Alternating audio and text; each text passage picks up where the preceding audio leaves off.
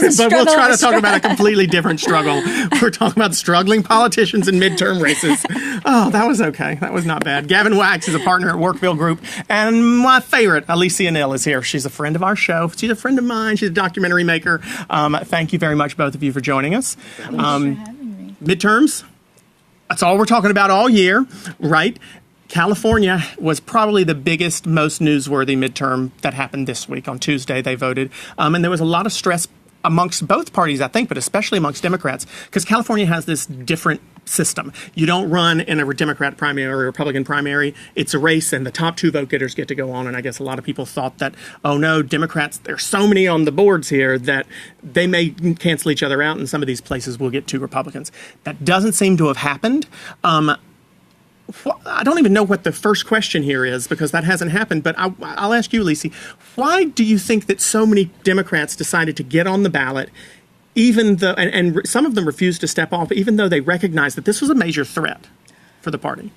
The same, because this is emblematic of this battle for the soul of the Democratic Party, right? Which I think we've talked about before. So we talk about this battle between liberals, meaning traditional establishment Democrats, versus leftists, which is the Bernie Sanders populist wing, which is, I guess, similar to the whole thing you have with the Tea Party right. and the conservative movement.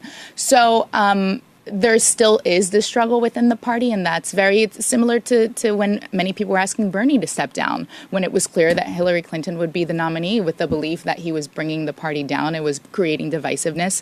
But this struggle still has not been solved, which is why you have a number of people with different ideologies within the liberal spectrum coming up and still wanting to take control of the party, even though the establishment looks like, especially with these latest results, that they pretty much establishing their control. But Gavin, that didn't seem to be, I mean, the first of all, Democrats didn't block themselves out of any of those races in California. And across the board, for the most part, it tended to be that establishment Democratic wing. It wasn't that leftist Bernie wing that won most of the races. Does that concern Republicans? Is that a wake-up call for Republicans that maybe we need to start looking at finding moderate candidates as well? Or Right, it's district by district. I mean, at the California state level, you have De Leon running against in a Democrat versus Democrat state level Senate race. In that case, it's probably for the best, and I think you would probably agree, to have two Democrats, to have a more progressive wing of the party. In these congressionals, many of them that Hillary carried in 2016, more of a moderate, definitely more towards the center, will probably be in the Democrats' best interest. So it's really on a case-by-case basis. But as you were saying, the party in California is probably 10 years ahead of the National Democratic Party in terms of their ideology and the shift. And you saw it. She was one of the first incumbent senators in recent memory who did not win her party's endorsement. So it's saying a lot. And Dianne Feinstein. Yeah, exactly. And it's a microcosm of what we're seeing across the country, and it's sort of a forewarning of what we're going to see, in a few cycles down the line. So it's definitely interesting. But on the ground in these races, I think overall the 7 battleground seats that were being discussed, roughly, I think the Republicans are in an okay position. They did okay. Sure, there were no shutouts in favor of them, but the fact that was even being discussed. And the Democrats, I think, had to spend around $7 or $8 million just to make sure that they had candidates in the running, doesn't bode too well for their plans to retake the House. Well, and Gavin, I want to ask Alicia this question because, to your point, California turnout was really strong for Republicans. And in fact, 6 out of 7 of those races that you mentioned, Gavin, Republicans had a higher turnout.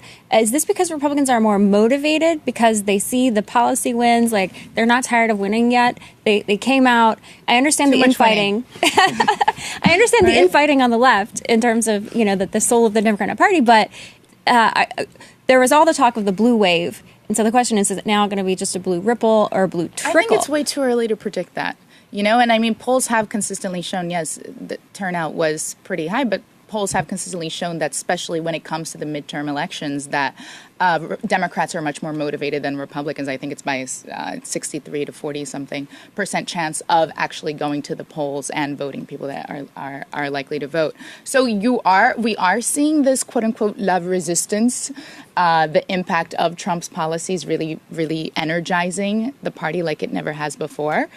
I still think it's too early to tell.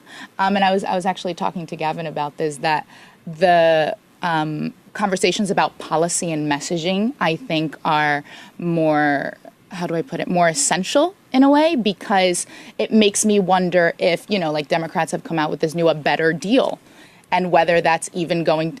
Thank you, Clay. Thank you, Clay. You did not even need to say anything. They didn't see the look, but the look said it all. And it was a little eye roll. It was a little eye roll. It was a pretty big eye roll, which is my eye roll too. And the question is, will that be enough to get people out, or is it going to be anti-Trump? Trump sucks. Trump sucks. Trump is terrible. Well, the blue wave.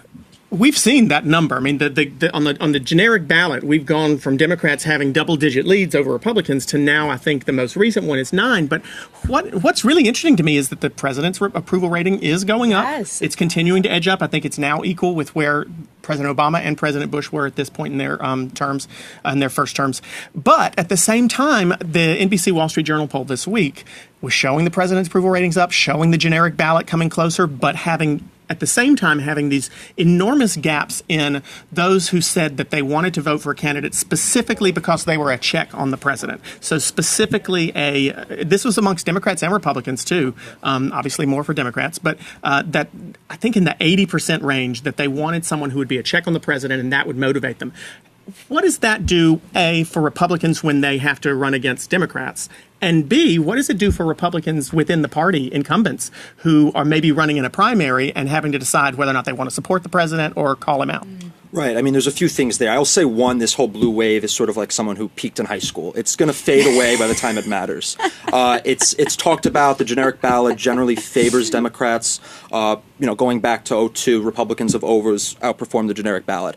That's something to be said. And let's also remember, it's a 2-year cycle. So these incumbents that we're discussing, these current congressmen, congresswomen, they ran with Trump at the top of the ticket. They ran with Hillary on the top of the ticket, bringing out the vote, and they were still able to hold on. So I think, in cases like in California and elsewhere, if they were able to survive in 2016, I think it's a safe bet to say a lot of these incumbents will be able to survive going into 2018. Despite the fact that generally the first midterm is never good for the president's party. Right. I mean, everyone tries to make these macro level assumptions. I think all politics is local, as cliched as it sounds. I mean, in cases where, like at Darrell Issa, there is no incumbent, sure, there's definitely some concern there. In cases like Pennsylvania with the redistricting, sure, you can't really look at past races. It's a whole different demo. It's a whole different audience. But I think if the district has stayed the same, you have an incumbent, and based on these primary results in California, I think the Republicans will be okay. Listen, I'll tell you what, I'm the first Democrat to say I don't think this blue wave is going to be as big as people are saying it will be. But you are far more optimistic than I would be if I was a Republican. I'll give you that. Look, I see the Senate and the House being the exact opposites. In the Senate, you have a clear Republican advantage just because the amount of seats the Dems hold in states that Trump won being up. On the flip side, in the House, it's the exact opposite. Yes, 23 seats, which is their margin of seats the Hillary won. We were debating whether it's 23 or 24. Yeah. It's 23. It's 23. I read the Wall Street Journal this morning. And 2 Senate seats.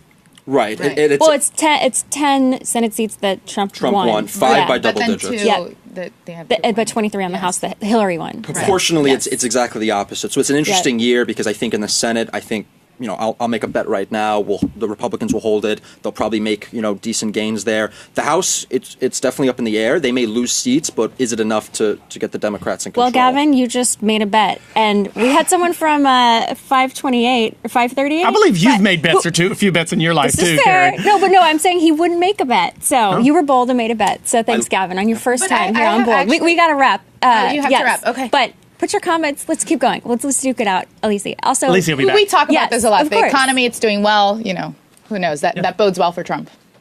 All right. But I've still got hope, girl. Yeah, we gotta have it. Gavin Wax, thanks so much for being here with us. So, come back and see us. Thank you for having me. Are you going to go along with that? You think are you as optimistic as he is? For me, it's too early to say because things can change on a dime. Oh, yeah. As we know, the president's approval rating was fluctuating. A lot. If it was held today, I think what Gavin said makes sense, but I'm not going to go that far because it's not held today. I mean, what he said makes sense, and logically it does, and I agree with him. But I got to say, you look at that race in Missouri. The state Senate race in Missouri, where for the first time just north of Kansas City, a Democrat won a state house or state Senate race. So that enthusiasm is still there, and it may not be easy. I think it's there in some districts. We couldn't predict the presidential race accurately because people are doing these big nationwide polls. He said, politics is local. But the reason we couldn't predict is because that's not how we elect a president. We elect a president state by state. And had we done those precinct polls in states, had we been doing, had these big generic ballot polls been being taken on a local level, we might see a completely different picture. So they got to change the holding out. methodology.